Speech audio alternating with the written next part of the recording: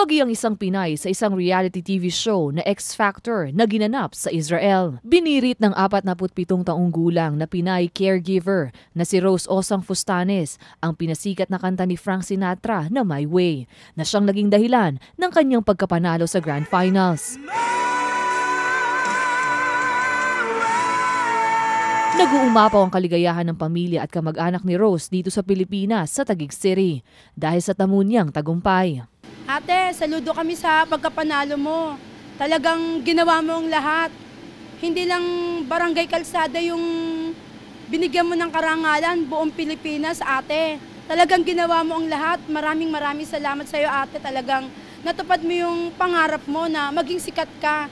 Hindi lang dito, sa ibang bansa pa, ate. Nag-iiyakan nga kami nung time na dineclare na kung sino yung nanalo.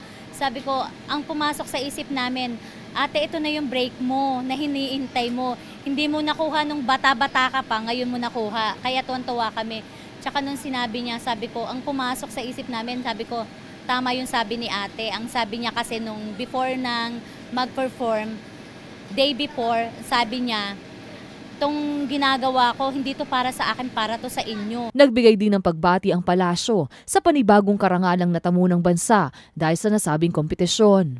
The world knows that we're good not only in the States but everywhere that you ask a Filipino to perform.